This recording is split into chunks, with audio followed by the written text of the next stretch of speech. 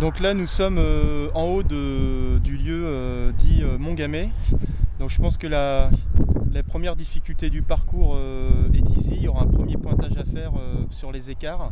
Parce qu'à la sortie de l'eau, tout le monde sortira en file indienne. Et le but du jeu, s'il y a échappé à la sortie de l'eau, sera évidemment, c'est un peu le jeu de chat et de la souris de ne pas se faire attraper.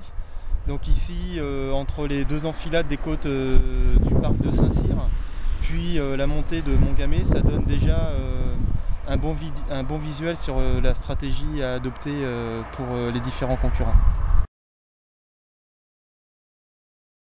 Alors en fait, nous sommes en haut de la côte, la réserve du Pinail. Donc la course intervient à peu près à plus de la moitié de la course.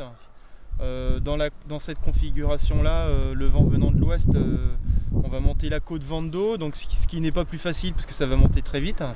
Et après, comme derrière il y a une longue ligne droite, une fois de plus ça sera à fond, et je pense qu'à partir d'ici, les dégâts commenceront à se faire par l'arrière.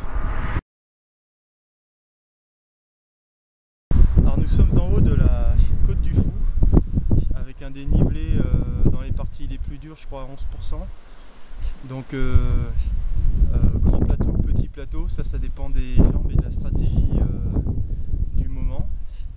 Et ensuite on file directement sur le lac de Saint-Cyr.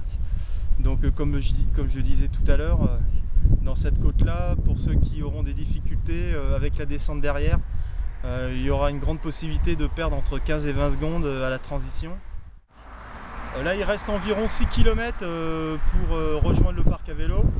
Donc au niveau stratégie, après c'est une grande enfilade de ligne droite, donc il n'y a plus grand chose à faire. Il y a se ravitailler, boire un petit peu.